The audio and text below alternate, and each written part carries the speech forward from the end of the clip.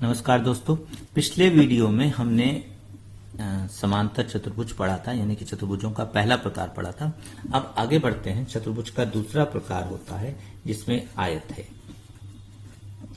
आयत वास्तव में देखा जाए तो ये भी एक प्रकार का क्या है, रेक्टेंगल इंग्लिश में बोलते हैं।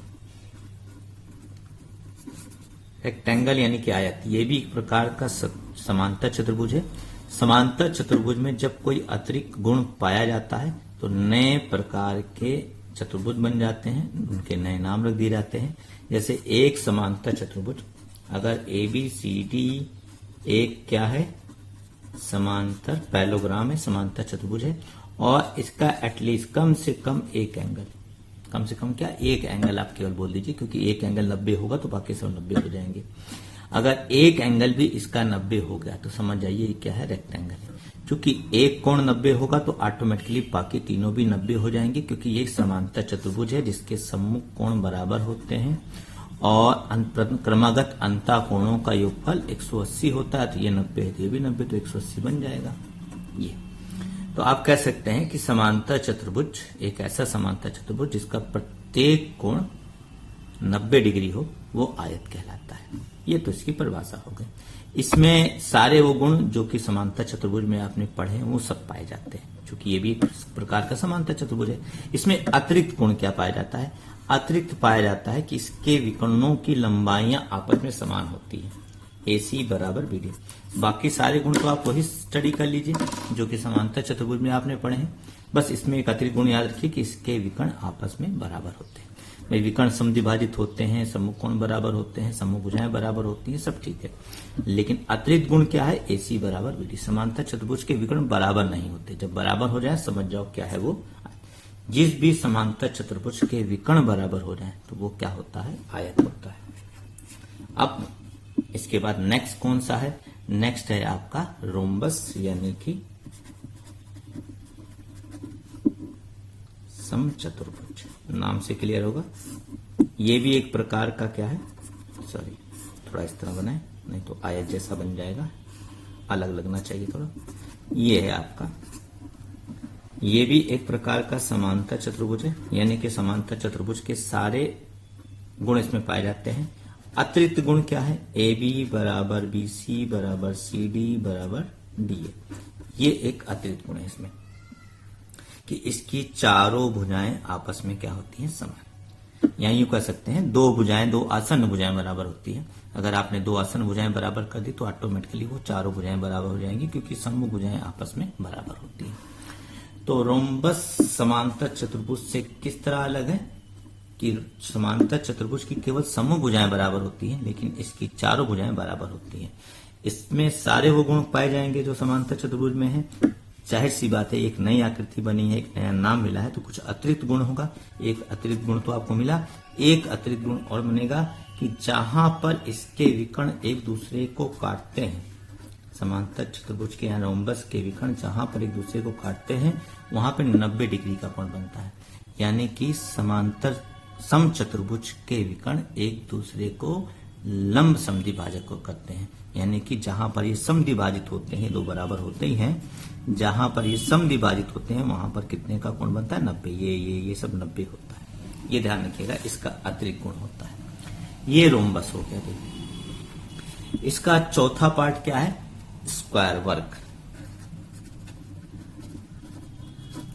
आप सरल से इसको याद रख सकते हैं, जिसमें आयत और समचतुर्भुज के सारे गुण आ जाए।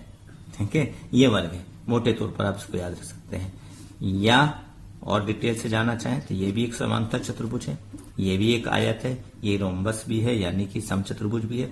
यानी कि वर्ग की परिभाषा आप कहीं से उठा सकते हैं। इसको ये बोलकर कि ये एक समांतर चतुर्भुज है, इसको ये बोलकर कि ये एक आयत है, इसको ये बोलकर ये समचतुर्भुज है। इसकी परिभाषाएं तीनों से उठाई जा सकती है, लेकिन मैं उठाता हूं जो कि ज्यादातर किताबों में दिया होता है कि वर्ग क्या है? एक आयत है। आयत मतलब हो गया कि भाई समांतर चतुर्भुज तो होगा ही, सम्मुख भुजाएं बराबर होंगी। इसकी खासियत क्या, आप ऐसे याद रखिए परिभाषा को, अगर आपको नहीं याद ध्यान होता है। इसकी चारों भुजाएं बराबर होंगी और प्रत्येक कोण 90 डिग्री होगा। यानी कि इसके अंदर आयत, समांतर चतुर्भुज, रोम्बस सभी के, यानी कि समचतुर्भुज सभी के कोण पाए जाएंगे। चारों भुजाएं बराबर होंगी, प्रत्येक कोण 90 होगा, विकर्ण जहां पर काटेंगे वहां पे 90 डिग्री का कोण बनेगा। AC की लंबाई BD की क्या होगी, बराबर होगी।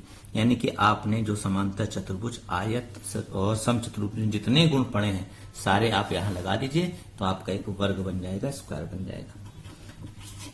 पांचवा होता है आपका ट्रेपेजियम, जो कि हम लोग को पहले पढ़ना चाहिए, लेकिन चलिए कोई नहीं, किसी भी क्रम में पढ़िए। समलम यानी कि ट्रेपेजियम। ट्रेपेजियम क्या होता है? ट्रेपेजियम होता है आपका एक ऐसा चतुर्भुज जिसकी एक सम्मुख भुजाएं का जोड़ा समानांतर होता है। ये खाली समांतर होगा, ठीक है, और ये समांतर नहीं होगा, ठीक है। अगर मान लो ये बराबर है तो इसको आपका ट्रेपेजियम का समद्विबाहु समलम ट्रेपेजियम बोलते हैं, यानी कि समद्विबाहु समलम है, ये ध्यान रखिएगा। तो अगर ये दोनों बराबर हैं तो ये बराबर हो सकती है बट समांतर नहीं, क्योंकि अगर ये भी समांतर हो गई तो वो समांतर चतुर्भुज बन जाएगा। यानी कि दोनों भुजाओं के जोड़े समांतर होते हैं तो समांतर चतुर्भुज बनता है। जब एक भुजाओं का जोड़ा समांतर हो तो आपका बनता है ट्रेपेजियम यानी कि समलम। तो ये चतुर्भुज के कुछ प्रकार हो गए। अब आपको समांतर चतुर्भुजों के प्रकार पढ़ते वक्त एक चीज का ध्यान रखना है कि समांतर चतुर्भुज का एक गुण होता है जो कि बड़ा महत्वपूर्ण होता है। वो क्या? अगर ये समांतर चतुर्भुज है हमारे पास ABCD और तो समांतर, और ये विकर्ण है AC और BD, तो विकर्णों का योगफल चतुर्भुज की चारों भुजाओं के योगफल के बराबर होता है। AB स्क्वायर धन BC स्क्वायर धन CD स्क्वायर धन DA स्क्वायर। चूंकि सम्मुख भुजाएं आपस में बराबर होती हैं तो आप इसको इस तरह भी लिख सकते हैं कि AB और DC की जगह भी AB ले लीजिए, दोनों बराबर होती हैं तो AB स्क्वायर जुड़ जाएगा, 2AB स्क्वायर आएगा।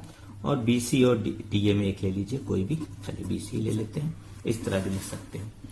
तो ये होता है समांतर चतुर्भुज का एक गुण, जो कि आपका आयत, रोम्बस, स्क्वायर सब में काम करता है। ये कंपटीशन वगैरह में पूछा भी गया है। और क्या ध्यान रखना है? वो ध्यान रखना है कि अगर मैं इस समांतर चतुर्भुज को लेता हूं और इसका ये वाला त्रिभुज लेता हूं, देखिए त्रिभुज ABD, देखिए आप त्रिभुज ABD, तो ये जो AP होगी ये माध्यिका होगी। माध्यिका मतलब जो सामने की रेखा को दो बराबर भागों में बांटे। तो चूंकि समांतर चतुर्भुज के विकर्ण एक दूसरे को समद्विभाजित करते हैं तो ये माध्यिका होगी। ये अगर माध्यिका है आपकी, ठीक है, तो ध्यान रखिएगा इससे संबंधित भी एक प्रमेय आपको त्रिभुज में बताया गया है, उसका पालन भी यहाँ पर किया जा सकता है और उसी की मदद से इसको सिद्ध भी किया जाता है। ये ध्यान रखिएगा। ऐसे इस त्रिभुज में लेंगे तो ये माध्यिका होगी और इस त्रिभुज में लेंगे तो ये माध्यिका होगी।